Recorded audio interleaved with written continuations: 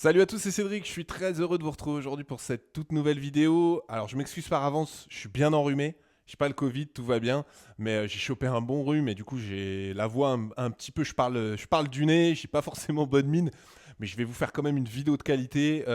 Dans cette vidéo, on va parler d'un sujet en plus qui est hyper important, les travaux de copropriété. Et plus exactement, on va savoir sur quels travaux et comment analyser les travaux de copropriété avant d'acheter un bien. C'est hyper important. Pourquoi? Parce que c'est une erreur hyper fréquente, notamment chez les personnes qui débutent, qui se concentrent très souvent sur l'appartement qu'ils visitent. Ils le trouvent très chouette, ils regardent beaucoup les travaux qu'il y a à faire à l'intérieur de l'appartement. Voilà, ils calculent un peu tout ça. Et souvent, on est un peu aveuglé par l'état de l'immeuble, l'état des parties communes, la toiture. Tous ces éléments-là, on n'y fait pas forcément attention. Et puis, bah, du coup, quand on devient propriétaire, 1 ou 2 ans après, il y a des gros travaux qui tombent de copro. Ça flingue complètement notre renta, notre investissement devient mauvais, voire ça nous met dans une situation très délicate parce qu'on n'a pas forcément les finances pour pouvoir payer les travaux de copro et du coup bah, ça devient un peu la cata. Donc l'idée de cette vidéo aujourd'hui c'est de pouvoir vous éviter justement d'être dans cette situation. Donc moi je vais voir 3 points dans cette vidéo avec vous. Premièrement, on va revenir un petit peu sur le principe de copropriété, comment ça se passe, l'assemblée générale, qui paye quoi, enfin un petit peu tout ça. Donc ça je vais reprendre ça tranquillement avec vous. Deuxième point, on va voir les différents types de travaux de copro. Donc je ne vais pas tous les recenser, encore une fois j'ai plus de 15 ans d'immobilier derrière moi, donc si je vous recense tous les travaux de copro que j'ai vus à titre perso ou à titre pro, on n'a pas fini, la vidéo va durer 3 heures, mais j'en ai recensé 4 qui me semblent vraiment essentiels à connaître pour éviter de tomber justement dans les pièges que je vous ai évoqués tout à l'heure. Enfin, le troisième et dernier point, je vais vous donner mes astuces, comment savoir les travaux qui ont eu lieu, comment savoir les travaux qui vont venir et surtout comment les anticiper au niveau financier. Donc ce que je vous propose, c'est qu'on rentre tout de suite dans le vif du sujet. Pensez avant ça à mettre un pouce, c'est hyper important pour le référencement de cette vidéo. Pensez à vous abonner à la chaîne si ce n'est pas déjà fait. Et on rentre tout de suite dans la première partie. La copropriété, qu'est-ce que c'est, comment ça marche? Alors de manière générale, quand on parle de copropriété, dans 95% du temps, on parle d'un immeuble, ce qu'on appelle une copropriété verticale. Par exemple, vous avez un immeuble, il y a 5 appartements dedans. Voilà, c'est une copropriété qu'on appelle copropriété verticale. Il peut y avoir aussi quelque chose qui s'appelle la copropriété horizontale. Ça se voit un peu moins souvent, mais voilà, je vous en parle malgré tout. Typiquement, vous avez un petit lotissement avec quelques maisons qui sont mitoyennes. Elles peuvent être en copropriété, on appelle ça une copropriété horizontale. Je le mets ça de côté, encore une fois, c'était juste pour l'information. On va se concentrer sur la copropriété verticale. Comment ça fonctionne la copro? Eh bien voilà, vous avez, comme le nom l'indique, plusieurs propriétaires, donc qui sont copropriétaires. Et tout ça, très souvent, c'est régi par un syndic professionnel. Et le syndic, tous les ans, il convoque les copropriétaires à ce qu'on appelle une assemblée générale. Alors, il y a 2 types d'assemblées générales. Il y a l'assemblée générale classique, qui est ce qu'on appelle l'assemblée générale ordinaire. C'est tous les ans. On fait un point sur les finances, sur ce qui se passe dans la copro, sur les travaux à voter, et c'est pour ça que je vous en parle. Donc en gros, voilà, on voit un petit peu ce qu'il faut faire, on commence à discuter d'éventuels projets, on va y revenir tout à l'heure. Et vous avez aussi, et je vous en parle encore une fois pour votre connaissance, l'Assemblée Générale Extraordinaire. Il y a besoin de voter quelque chose en urgence, on convoque tout le monde et on appelle ça une Assemblée Générale Extraordinaire. Le fonctionnement est le même. Alors comment ça se passe dans ces assemblées générales? Est-ce que mon voisin a les mêmes droits que moi? Est-ce que moi j'ai les mêmes droits que lui? Eh bien écoutez, pour pouvoir vous expliquer tout ça, ce que je vous propose, c'est que je vous partage mon écran. Je vous ai sélectionné un petit règlement de copropriété assez intéressant et vous allez voir, on va voir tout ça ensemble. Alors, nous y voilà. Alors, je ne vous montre pas l'ensemble du règlement de copro, hein, par souci de confidentialité, je pense que vous l'aurez compris. Je me suis concentré donc sur la page 8, qui est ce qu'on appelle l'état descriptif de division. Donc, c'est ça, en fait, qui va voir quel poids j'ai dans la copropriété. Alors, vous pouvez voir ici, donc, c'est un petit immeuble, globalement, qui a 3 appartements, un local commercial et il y a une cave également. Donc, on appelle ça des lots de copropriété.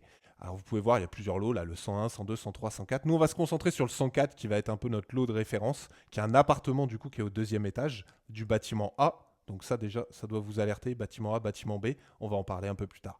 Ce que vous pouvez voir, c'est que tout à droite, vous avez ce qu'on appelle des cotes-parts dans la copropriété. Alors, ces cotes-parts dans la propriété du sol et des parties communes générales. Donc, et elles sont calculées en millièmes. Donc, si vous êtes novice, habituez-vous à ce terme. Vous entendrez souvent parler de millièmes quand on parle de copropriété. Et donc, ils considèrent que l'ensemble de la copropriété est compté pour 1000, est un total de 1000. Et chaque lot donc a une cote-part. Donc, en l'occurrence, si on reprend notre lot 104, qui va être notre élément de référence, on voit que c'est 245 millièmes. Donc, qu'est-ce que ça veut dire? Ça veut dire que à l'Assemblée Générale que je vous évoquais tout à l'heure, quand il va y avoir un vote de copropriété, moi, je suis propriétaire du lot 104.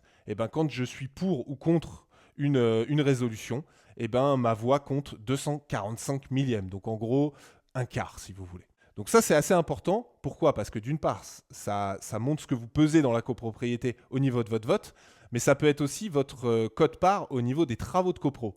Mais vous allez voir que ce n'est pas toujours le cas, et c'est ça qui nous intéresse. Donc ça, le premier élément très important quand vous achetez en copropriété, c'est d'aller vérifier. Vous l'avez également sur vos relevés de charges, mais vous l'avez également dans le règlement de copro. Je vous conseille de regarder les deux pour être certain que ce soit bien le chiffre, c'est de voir ce que vous pesez dans la copro. Alors ce que je vous propose, c'est que je vais repasser face à vous. Donc voilà, là dans notre cas, donc on pèse 245 millièmes dans notre copropriété. Donc voilà, c'est une répartition. C'est basé souvent sur la surface. Donc si vous avez un plus grand appartement, il va peser un peu plus que vous. Donc il aura un pouvoir de décision plus important. Donc voilà comment ça se passe. Assemblée générale tous les ans. Et quand il y a des travaux, eh ben, déjà on regarde un petit peu ce qu'on pèse au niveau de la copro. Mais vous allez voir qu'il y a un petit piège. Et je ne vous ai pas pris ce règlement copro pour rien. Donc ça, c'était le premier point que je voulais évoquer un petit peu pour ceux qui sont novices.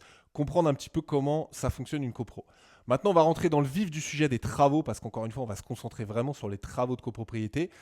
Quels sont les différents types de travaux de copro? Alors encore une fois, je vous l'ai dit, on va voir dans cette vidéo vraiment les 4 sur lesquels il faut être hyper vigilant. Le premier poste très important, le premier poste très très coûteux et qui fait toujours très peur, c'est évidemment le ravalement.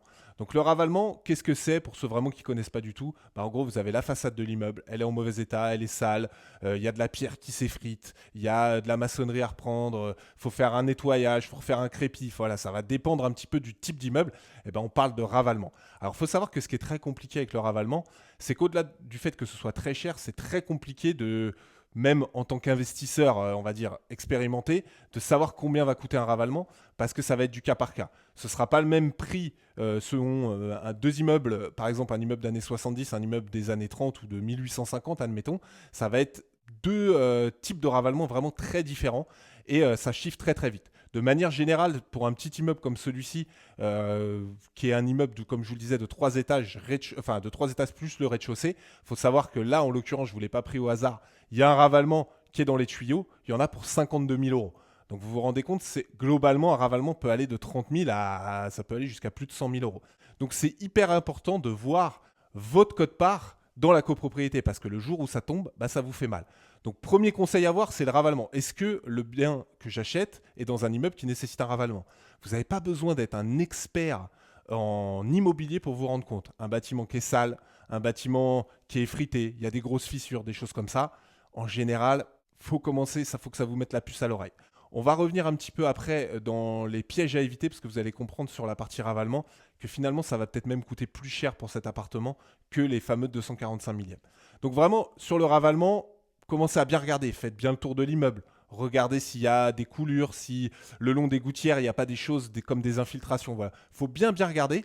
Et ce que je vous recommande, c'est que souvent, vous allez acheter des biens avec travaux. Votre artisan qui vient, même s'il n'est pas spécialiste des ravalements, demandez-lui son avis. Faites le tour de l'immeuble avec lui. Après votre devis, dites-lui, vous en pensez quoi, etc., etc.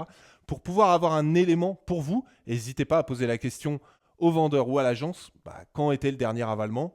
Parce qu'encore une fois, c'est quelque chose qu'il faut absolument anticiper. Si la façade est en bon état, il n'y a pas de raison de s'inquiéter, encore une fois. C'est quelque chose qui arrive. Avant, on parlait beaucoup de ravalement tous les 10-15 ans. Maintenant, c'est plus tous les 20-25 ans.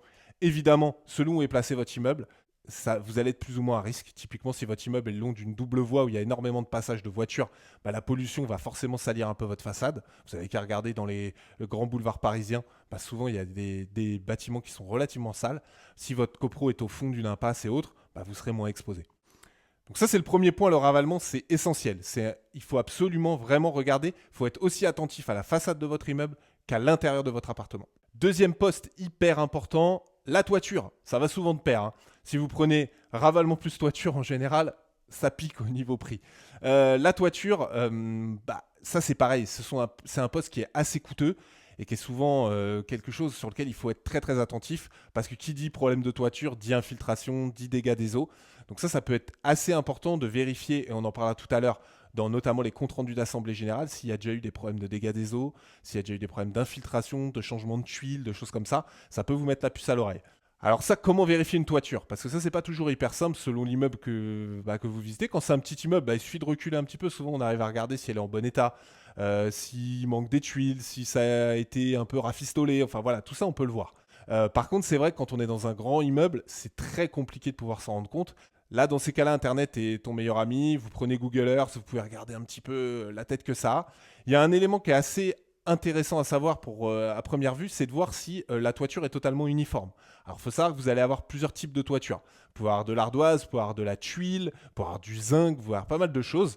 Vous pouvez avoir aussi du toit terrasse, des toits plats. Donc ça, en général, on a du mal à le voir, notamment même avec Google Earth, si c'est en bon ou mauvais état. Mais tous ces éléments-là, il faut pouvoir le voir. Si par exemple vous avez de la tuile et que vous voyez qu'il y a une partie de la toiture qui est d'une couleur, l'autre de l'autre, ça peut faire en sorte qu'il y a déjà une partie de toiture qui a été changée, peut-être une qui vieillit moins bien. Donc il y a pas mal de choses. Encore une fois, ça c'est une question qu'il faut poser. La toiture, je pourrais malheureusement pas vous donner de prix parce que ça va vraiment dépendre du type de toiture que vous avez. Mais c'est un poste sur lequel il faut vraiment se renseigner parce que ça peut faire très très mal. Et surtout si vous êtes au dernier étage parce qu'en général, vous payez plus cher que les autres. Et ça encore, on va y revenir tout à l'heure. Vous allez voir que dans le règlement de copro, il y a pas mal de choses à vérifier. Donc je vais dire ça, c'est vraiment les deux types de travaux sur lesquels il faut être hyper vigilant parce qu'on parle vraiment de grosses sommes. Vraiment de grosses sommes de plusieurs dizaines de milliers d'euros, voire ça peut même dépasser pour le ravalement la centaine de milliers d'euros. Donc ça, c'est deux éléments qu'il faut encore une fois regarder et être vigilant comme l'appartement que vous visitez. Il y en a deux autres qui sont importants et pour le coup qui sont plus faciles à voir, mais qu'il faut vraiment observer.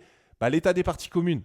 Ce sont des travaux qui sont assez fréquents. Bah, si vous visitez, que vous voyez que les parties communes sont sales, si la peinture est à refaire, s'il y a pas mal de traces, souvent suite aux divers déménagements, on peut voir que bah, y a des meubles confrontés, si la moquette sur l'escalier ou s'il y a un espèce de lino qui est en mauvais état.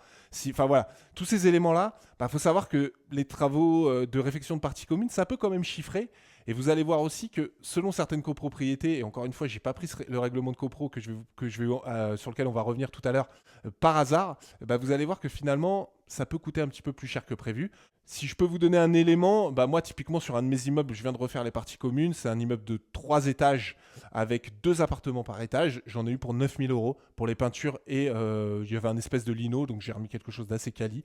Donc c'est pas non plus, on n'est pas à hauteur de ce qu'on parle en termes de ravalement et de toiture, mais c'est quand même quelque chose sur lequel il faut être vigilant, parce que si vous avez des cotes-parts qui sont assez importantes, ça vous fait quand même un coup à sortir.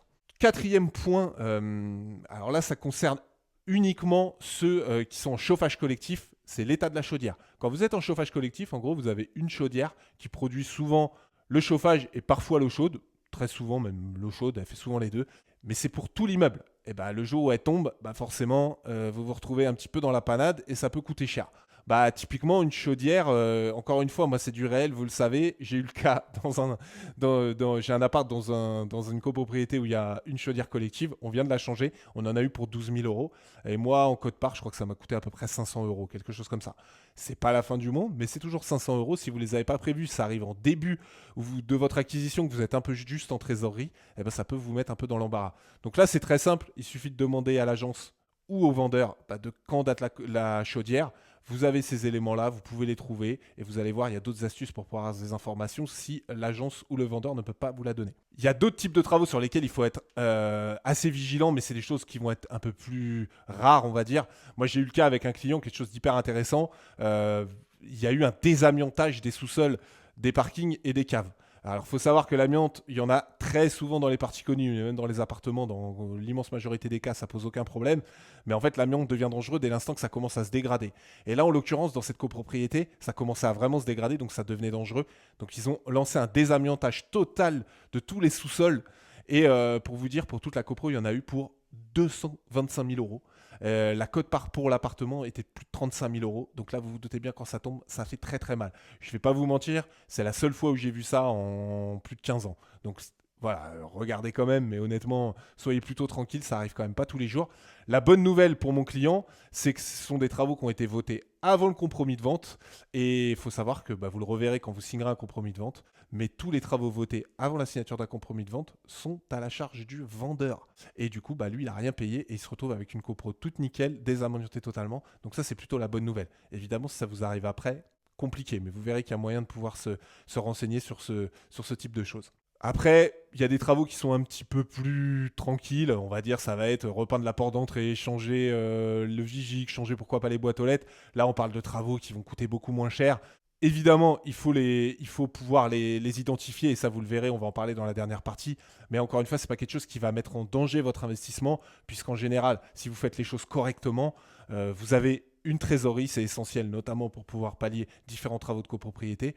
Mais là, on va parler des petites quotes-parts qui sont de quelques centaines d'euros et pas sur des montants qui peuvent être supérieurs. Donc ça, pas de panique par rapport à ça. Donc concentrez-vous vraiment sur les 4 principaux que je vous ai évoqués, donc ravalement, toiture, partie commune et chaudière si vous êtes en chauffage collectif. Alors de manière générale, les travaux, je sais que ça a toujours mauvaise presse, on se dit les travaux de copro, oh là là, je veux pas acheter un bien qui est dans des travaux de copro et autres.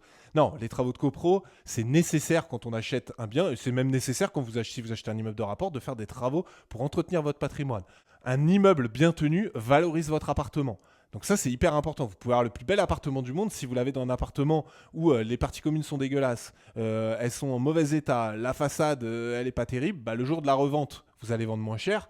Et puis bah, le jour où vous allez faire visiter, je vais prendre l'exemple, si vous avez une petite surface, c'est pour des étudiants et que l'étudiant vient avec ses parents, eh ben, les parents, en général, quand les parties communes sont pas terribles, ça leur plaît pas trop. Donc c'est important d'entretenir son patrimoine. Et entretenir son patrimoine, c'est pas que l'intérieur, c'est également les parties communes et l'ensemble de l'immeuble. Donc l'idée, c'est pas forcément d'être réfractaire à investir dans un bien qui nécessite des travaux de copropriété, mais c'est vraiment de pouvoir l'anticiper et de le financer. Et là, je donne la passe décisive pour la troisième et dernière partie. Je vais vous donner mes astuces, comment savoir les travaux qui ont eu lieu, les travaux à venir et surtout, quels sont mes conseils pour pouvoir les financer. Alors, pour pouvoir être vraiment sécurisé au niveau des travaux de copropriété, il y a beaucoup de documents à demander qui vont vous donner énormément d'informations. Le premier à vraiment vérifier en long, en large et en travers, c'est le règlement de copro. Donc ce que je vous propose, je vais vous repartager mon écran, on va retourner sur le règlement de copropriété.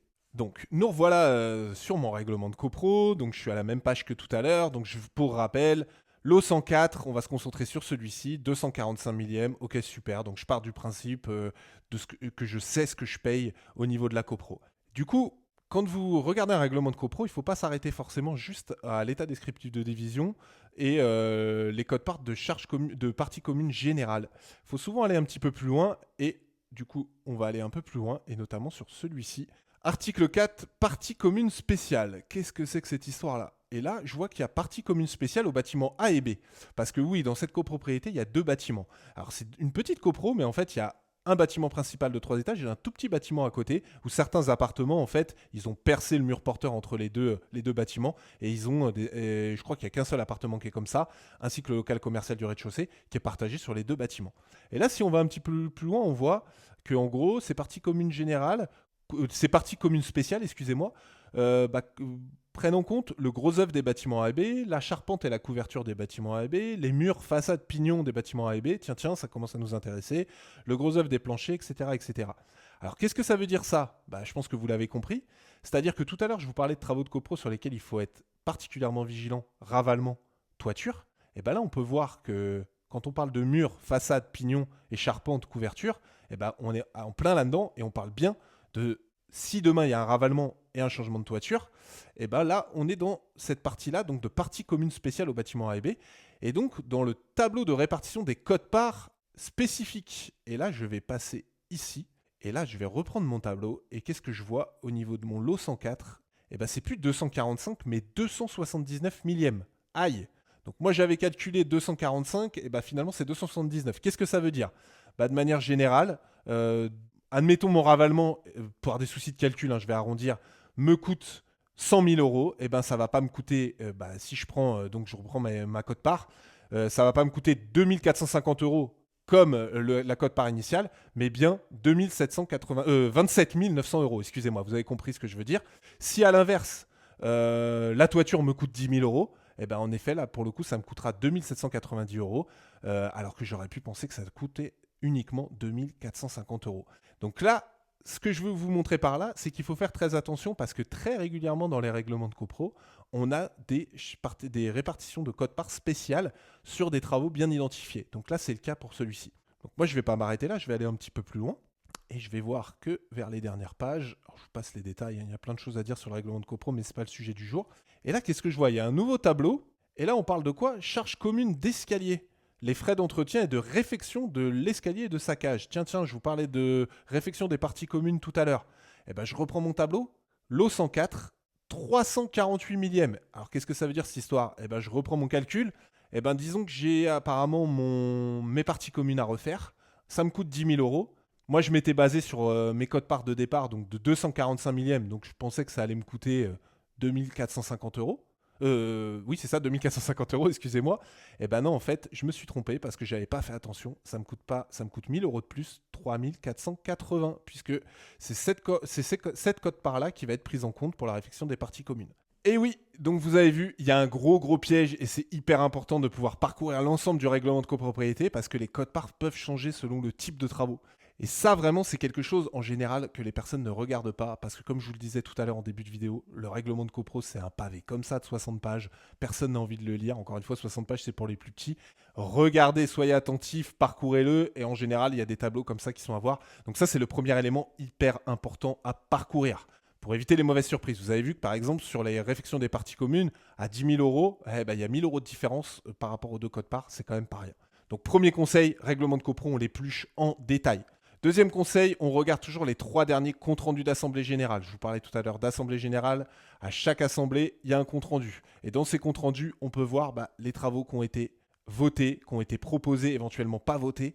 Et il faut toujours remonter aux 3 derniers. De manière générale, c'est obligatoire. L'agence ou le vendeur vous les fournira. C'est quelque chose qui a été régi. Je crois que c'est la loi Allure qui oblige de fournir ces 3 derniers PV d'assemblée générale. Il faut les regarder vraiment en détail pour voir. Évidemment, déjà, ça vous donnera une idée des travaux qui ont été effectués, puisque tout ce qui a été voté et effectué, ça vous donne déjà un visu de ce qui a été fait. Et puis, ça peut vous donner aussi un aperçu des travaux qui peuvent venir. Pourquoi?